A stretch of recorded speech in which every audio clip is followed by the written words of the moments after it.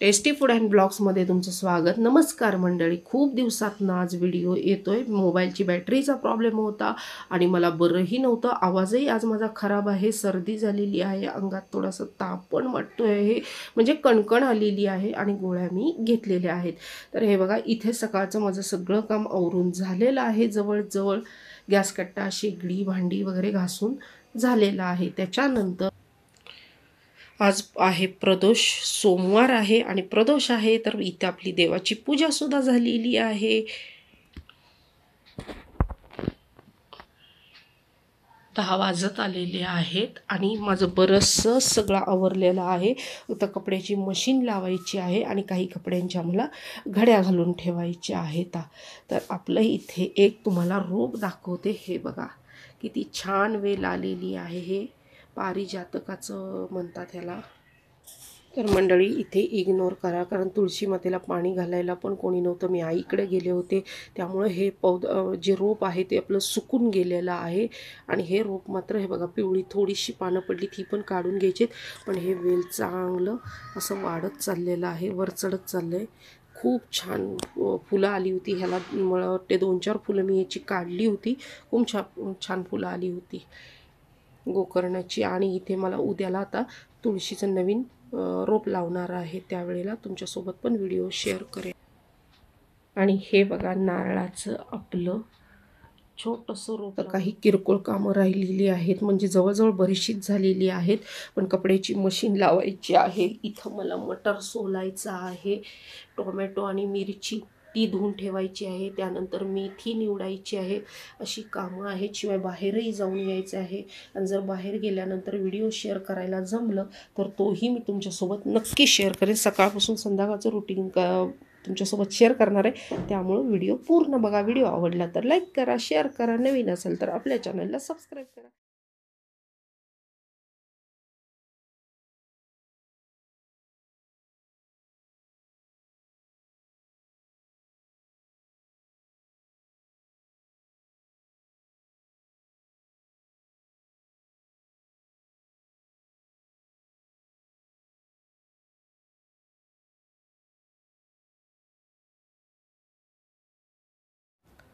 तर मंडळी, कपड्यांच्या घड्या पण घालून झालेल्या आहेत।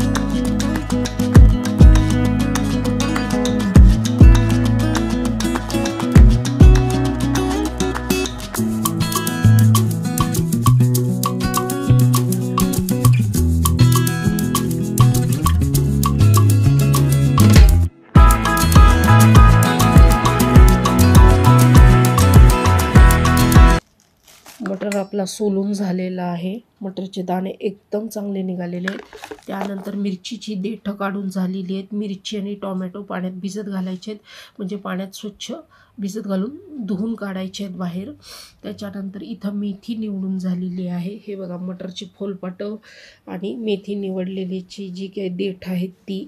नंतर मोसंबी आहेत 2, ती धुवून स्वच्छ ठेवायचे।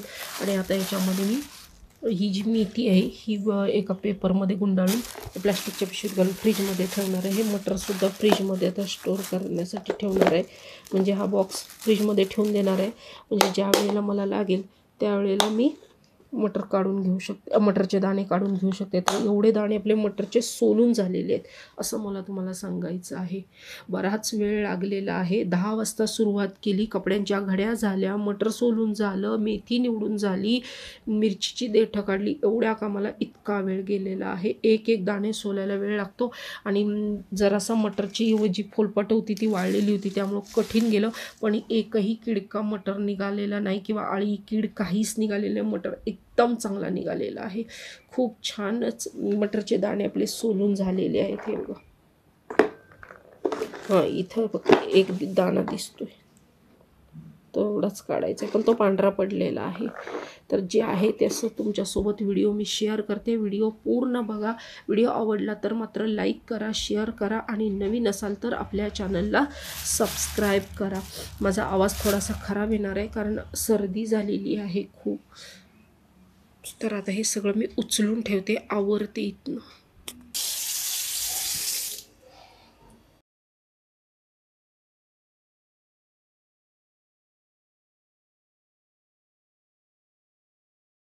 मंडळी आज आहे सोमवार आणि प्रदोष आहे. तर मी निघालेली आहे महादेवाच्या मंदिरामध्ये. याच्यामध्ये आहे मोबाईल, पाण्याची बाटली, नॅपकिन. चला तर मग माझ्या यूट्यूब फॅमिलीला सुद्धा दर्शन घडवते. आणि डोक्यावर मी ओढणी घेतलेली का तर गार वारं लागू नये कानाला म्हणून नाक आणि तोंडसुद्धा मी ओढणीनं बांधणार आहे कारण खूप थंड वारा आहे. आणि शिवाय माझं नाक इतकं वाहतंय, खूपच सर्दी झालेली आहे. चला तर मग आपण जाऊया आता शिवालयामध्ये महादेवाच्या दर्शनासाठी. आज सोमवार प्रदोष आहे. तर आज सोमवार प्रदोष आहे, मी निघालेले महादेवाच्या दर्शनासाठी शिवालयामध्ये. तर माझ्या यूट्यूब फॅमिलीला सुद्धा दर्शन घडवते यूट्यूबच्या माध्यमातून.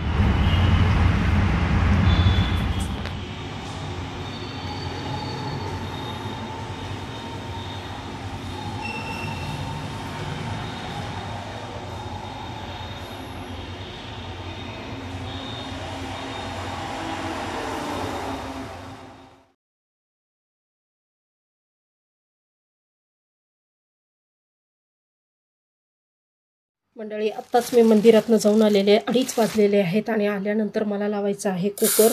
तर इथं मी डाळ तांदूळ घेते कुकर लावण्यासाठी. वरण भात बनवायचं आहे मला. कुकर आणि 3 शिट्ट्या करून घेऊया, 3 किंवा 4.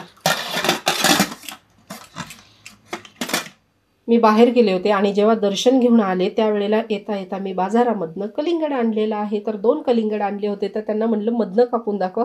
तर त्यांनी खूप मोठं कापून दाखवलेलं आहे. पहिलं जेव्हा मी आणलं होतं तेव्हा खराब निघालं होतं. ते म्हणले नाही लाल आहे.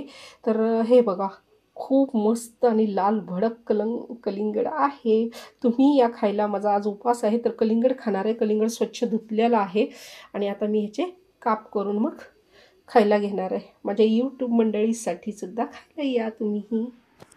वाजलेले आहेत 4:30 संध्याकाळी ची वेळ झालेली आहे. मशीन लावायला आज उशीर झाला आहे तरी पण कपडे मी मशीनला लावलेले आहेत. 7:30 वाजलेले आहेत आणि तांदूळ धुवून पातेल्यामध्ये शिजायला ठेवलेले आहेत. म्हणजे भात करायचा आहे, दही भाताचा नैवेद्य दाखवायचा. इथं आणलेलं आहे पतंजलीमधून साहित्य, जे जे संपलं होतं. मूग डाळ, मॅगी,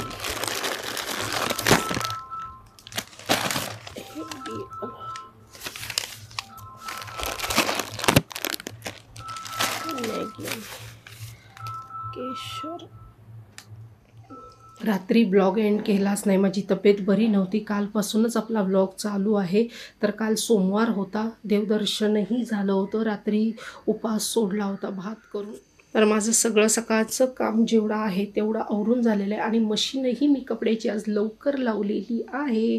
तर आता मला शेंगदाणे भाजायचे आहेत आणि इथे मी भिजवलेला आहे साबुदाणा उपवासासाठी. म्हणजे उपवास आहे तर साबुदाणा भिजवलेला आहे खिचडी बनवण्यासाठी. आणि इथं आज लवकरच मी मशीन लावलेली आहे. तर मंडळी तुम्ही पण चहा प्यायला या. चहा पिते आणि मग तुमच्याशी बोलते.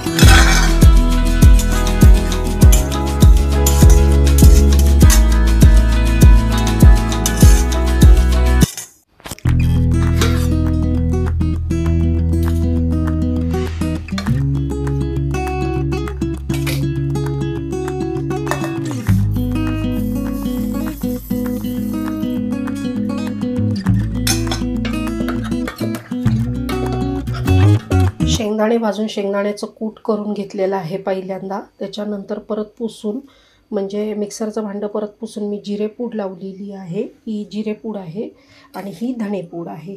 तर ही धणेपूड, जिरेपूड आणि शेंगदाण्याचं कूट करून घेतलेलं आहे मिक्सरला. आता मला भरायचं आहे फोडणीचा डबा. तर फोडणीचा डबा काल घासून मी हे केलं होतं, ड्राय करून घेतलेला आहे चांगला. आणि आता मी ह्याच्यामध्ये काय काय मसाले भरते तेही तुम्हाला दाखवते. मोहरी, फोडणीसाठी मोहरी काढून घेते ह्याच्यात.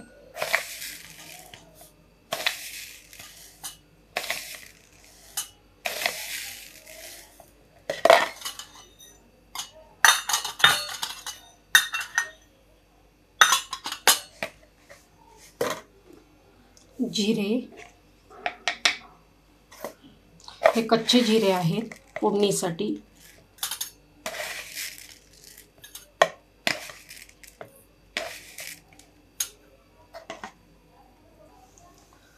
हळद, मी हळकुंड दळून आणलेले आहेत. घरची हळद पावडर आहे ही माझी.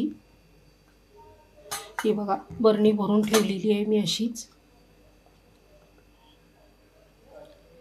जेवढी जशी जशी लागेल तशी तशी मी काढून घेते. हळद झाली. हिंग जेवढा आहे तेवढा काढलेला आहे. हिंग मी वेगवेगळा वापरते. आता आणलेला आहे बादशाह हिंग.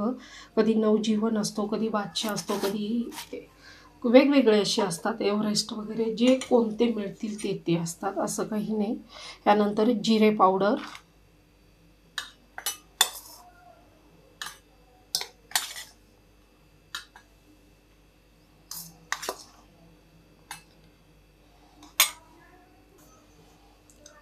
आता धणे पावडर.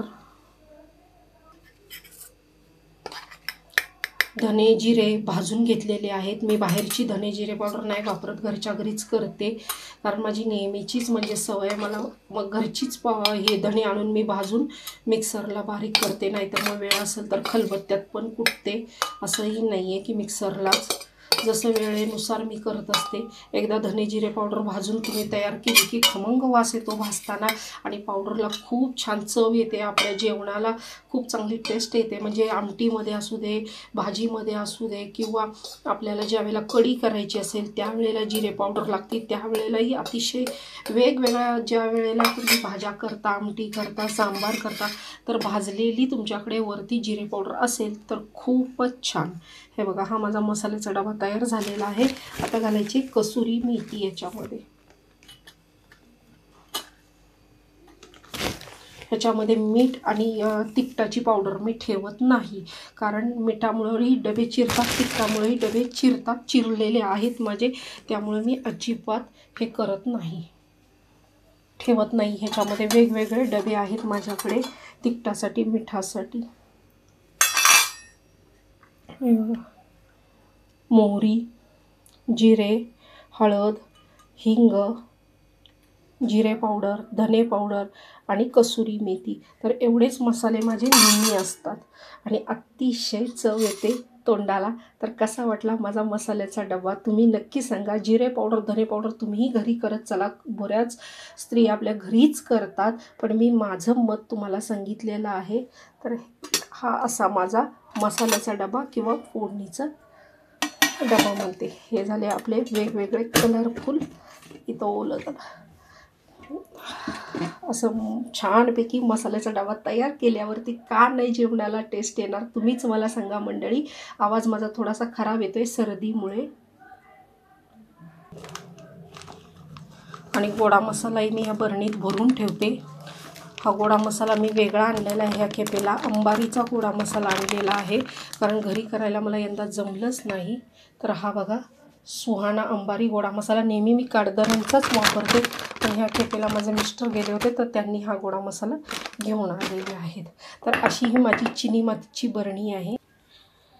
आणि याच्यामध्ये मी चमचा घालून ठेवते हमेशा. लाकडी चमचा असतो पण आता नाही आहे, तो ओला आहे त्यामुळं हा प्लास्टिकचा घालते. तर ही गोडा मसाल्याची अशी माझी बरणी असते, हमेशा हीच बरणी राहते.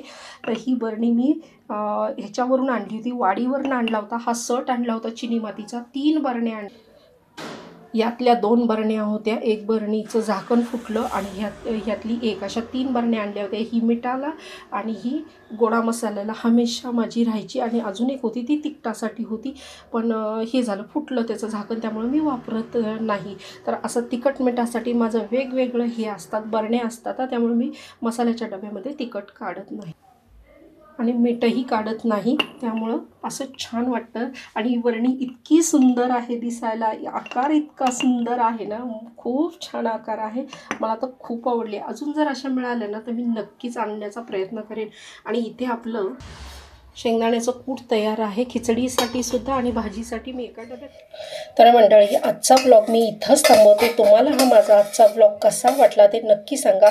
आता मी साबुदाणा हलवून घेते, त्याच्यामध्ये मीठ, साखर, शेंगदाण्याचं कूट घालणार आहे आणि मग फोडणी करून मिरची वगैरे घालून खिचडी बनवणार आहे. तर थोडीशी साखरेची चिमट पण घातली की खूप छान लागतं. बटाटा वगैरे घालणार नाही, कोथिंबीर घालणार नाही आहे. तर अशी माझी उपासाची आज खिचडी मी तयार करणार आहे.